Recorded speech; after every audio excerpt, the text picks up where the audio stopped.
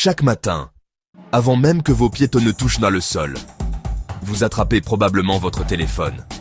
Ce petit geste, presque inconscient, est répété des dizaines, parfois des centaines de fois.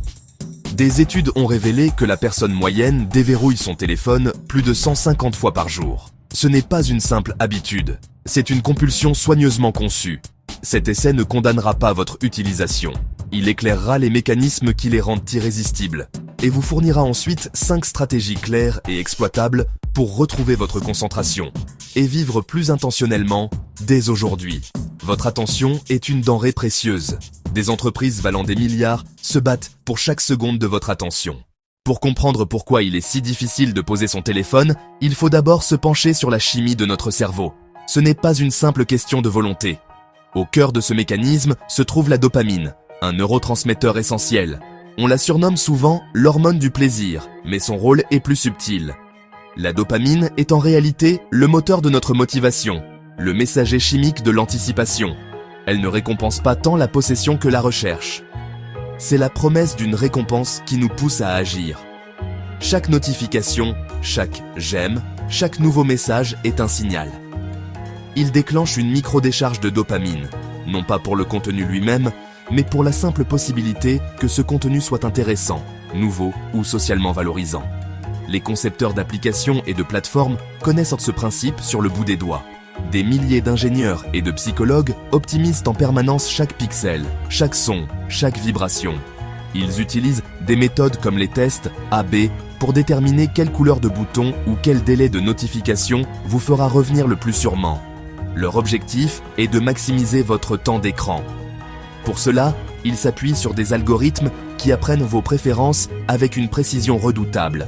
Ces systèmes analysent ce que vous aimez, commentez et même le temps que vous passez sur une image. Ils construisent ainsi un flux de contenu infini, parfaitement taillé pour vous. Des fonctionnalités comme le défilement infini ou la lecture automatique sont conçues pour éliminer toute friction, toute pause qui vous permettrait de décider d'arrêter. Le véritable génie de ce système réside dans le principe du renforcement intermittent, ou récompense variable. Comme une machine à sous, votre fil d'actualité ne vous donne pas une satisfaction à chaque fois. Parfois, le contenu est fascinant, parfois il est banal.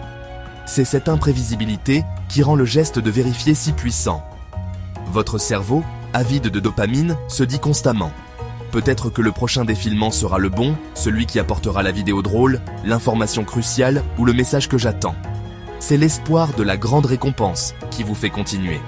Tout cela crée une boucle d'habitude quasi parfaite. Le signal, une micro-sensation d'ennui, de solitude ou d'anxiété. La routine, saisir votre téléphone et ouvrir une application. La récompense, un soulagement immédiat, une distraction bienvenue fournie par ce flux de dopamine. Mais ce soulagement est éphémère. Il renforce le comportement, mais est souvent suivi d'un sentiment de vide, de culpabilité ou de temps perdu. Pour échapper à ce nouveau malaise, que faites-vous? Vous cherchez une autre dose de soulagement, et le cycle se répète, devenant de plus en plus ancré. Il est crucial de comprendre que ce n'est pas un signe de faiblesse de votre part. C'est une réaction neurologique normale, conditionnée face à un système conçu par les esprits les plus brillants pour être irrésistible. Comprendre ces mécanismes est le premier pas, le plus important, pour reprendre le contrôle. Il ne s'agit pas de diaboliser la technologie, mais de la démystifier pour l'utiliser selon vos propres termes, et non ceux dictés par les algorithmes. Gardez bien cette dynamique à l'esprit. Au-delà du temps perdu, l'impact le plus insidieux de notre hyperconnexion se mesure à l'érosion de notre ressource la plus précieuse, l'attention. Cette capacité à nous concentrer pleinement est le socle de toute pensée complexe, de toute création de valeur et de tout apprentissage significatif.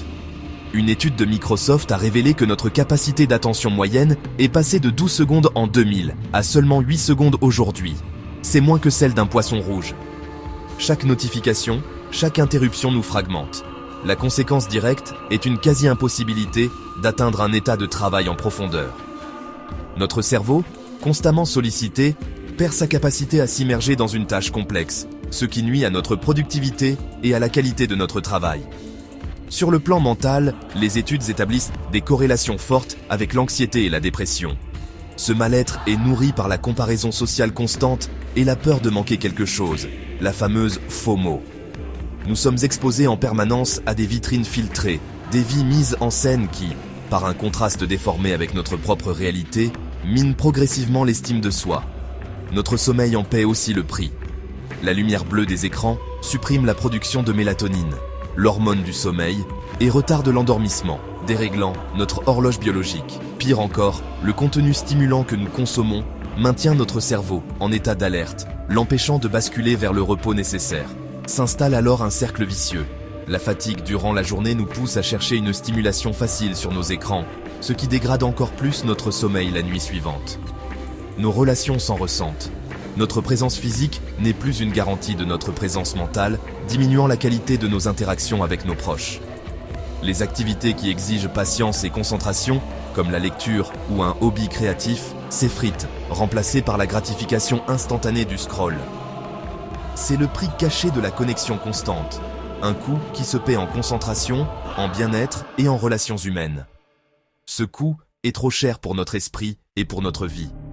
Reconnaître ses conséquences est la première étape. Il est maintenant temps de reprendre le contrôle. Reconnaître l'emprise est le premier pas. Voici 5 signes avant-coureurs que votre usage est devenu compulsif. Signe 1. Le check-in matinal avant même de sortir du lit. Signe 2. Anxiété sans appareil. Nomophobie, la couverture de sécurité qui manque. Signe 3. Distorsion du temps, 5 minutes qui deviennent 2 heures. Signe 4. Utiliser le téléphone pour fuir les émotions négatives. Signe 5. Échec répété pour arrêter ou réduire. La volonté seule ne suffit pas face à un système conçu pour être addictif. Pas de honte, c'est une opportunité de renforcement. Passons aux stratégies concrètes. Passons aux solutions. Voici 5 stratégies pour reprendre le contrôle. 1. Mesurez votre utilisation. Activez temps d'écran ou bien-être numérique. Après une semaine, analysez les chiffres. C'est souvent un électrochoc nécessaire. 2. Créez de la friction. Rangez les applications chronophages dans un dossier sur la dernière page de votre écran et désactivez toutes les notifications non humaines. 3. Planifiez des sessions chronométrées. Par exemple, 20 minutes de réseaux sociaux sur votre pause déjeuner. Quand l'alarme sonne, vous fermez l'application, sans négociation. 4. Préparez un substitut. Pour les moments d'ennui, ayez un livre ou un carnet à portée de main. 5. Clarifiez votre pourquoi. Écrivez votre motivation sur un post-it et collez-le au dos de votre téléphone. Ce rappel transforme un geste automatique en un choix conscient. Les premiers jours seront difficiles. Tenez bon. La clarté d'esprit qui vous attend en vaut la peine. Ce n'est pas un manque de volonté, mais une manipulation neurologique. Testez une stratégie pendant 24 heures. Observez la différence. Protégez votre cerveau, votre attention et votre vie. Si cette vidéo vous a aidé, likez et abonnez-vous. Commentez votre stratégie. Merci et prenez soin de vous.